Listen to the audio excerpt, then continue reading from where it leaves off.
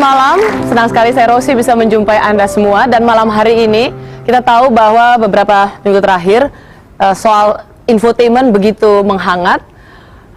Komisi 1 disebut sebagai komplotan yang sengaja memberangus kebebasan pers. Dan banyak lagi hal-hal yang kemudian mengangkat tema seputar infotainment, sampai MUI pun memfatwakan bahwa infotainment adalah haram. Seluruh silang sengketa tentang infotainment ini menunjukkan bahwa ada masalah dengan program televisi yang satu ini.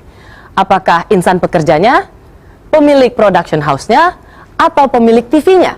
Atau memang industri televisi kita sedang bermasalah?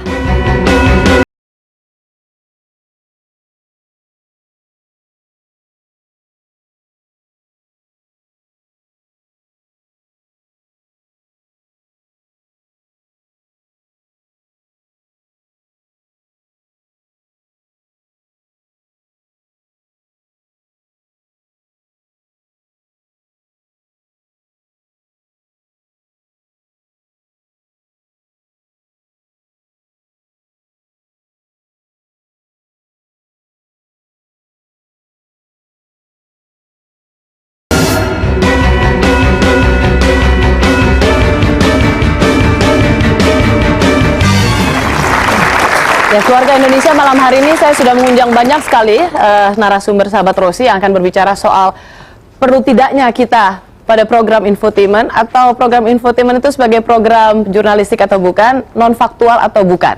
Malam hari ini banyak sekali mereka yang sengaja saya undang hadir. Dimulai dari ujung, kalau Anda tiap hari penikmat infotainment, maka Anda tidak akan asing lagi dengan yang satu ini, setajam golok. Dia adalah Feni Rose. Hai. Seorang presenter yang paling duluan mewartakan perceraian selebriti. Ya, jadi mungkin orang tua selebritinya belum tahu anaknya mau cerai, dia duluan tahu. Karena ngadunya ke infotainment dulu, gimana dong? Oh gitu, ngadunya ke infotainment dulu ya. Dan satu lagi wartawan senior juga yang penikmat infotainment. Dia nonton infotainment nggak Pak Leo?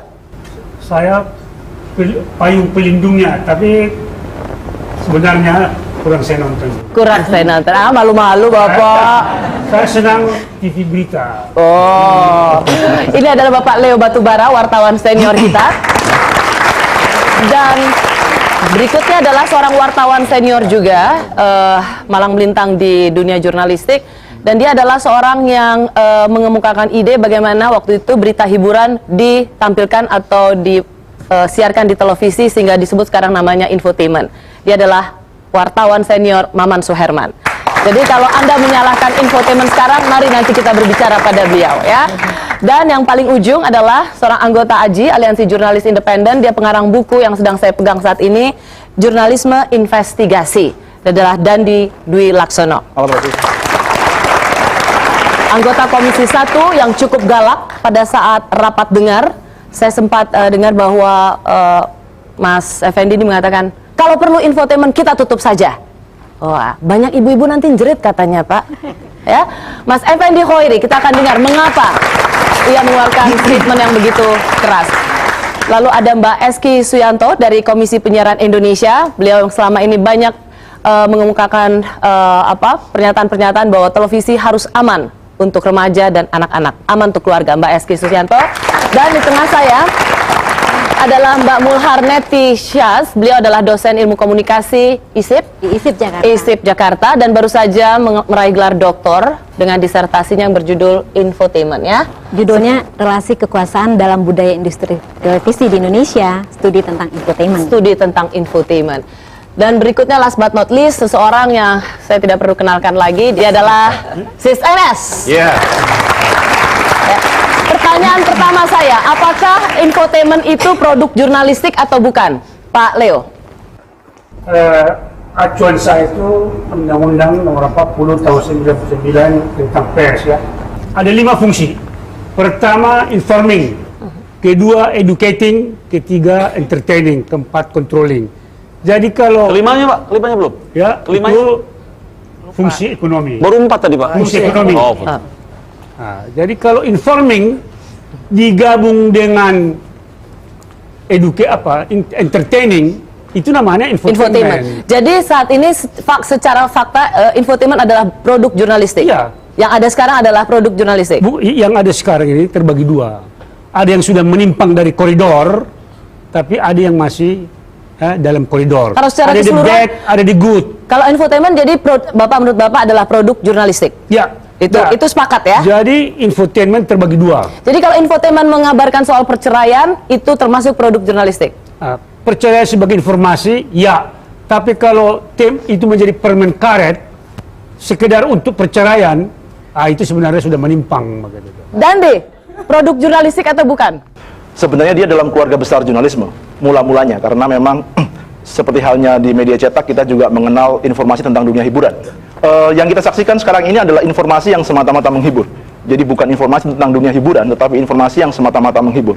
Dia sudah walaupun dia awalnya adalah keluarga jurnalisme, ini dalam bahasa infotainment, dia adalah anggota keluarga yang paling sering berselingkuh.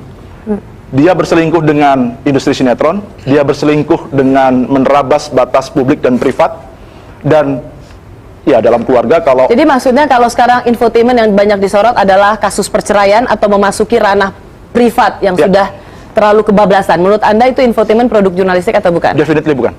Bukan produk jurnalistik. Oke. Saya mau tanya pada Mas Effendi, cukup keras waktu itu di Komisi 1 dan mengatakan kita tidak butuh infotainment dan kalau perlu ditutup saja. Sampai segitu parahnyakah infotainment di mata Komisi 1? Ya, secara umum siaran atau konten di dunia penyiaran kita memang banyak masalah. Termasuk salah satunya adalah infotainment. Saya kira kita jujur harus mengatakan itu. Mengapa kita di DPR agak keras terhadap dunia siaran, dunia penyiaran, lembaga penyiaran dengan konten-kontennya, karena ini menggunakan ranah publik yang terbatas, yang namanya frekuensi publik. Frekuensi. Ini tidak boleh digunakan secara sembarangan.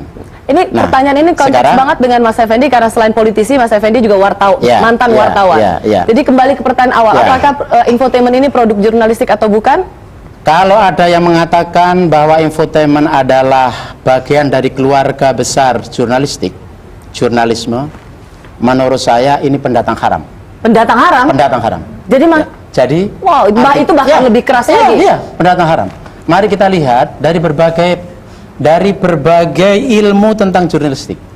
Siapapun yang mengarang ilmu jurnalistik, pasti di sana tidak membenarkan fitnah, pasti tidak membenarkan gosip, pasti tidak membenarkan ngarang.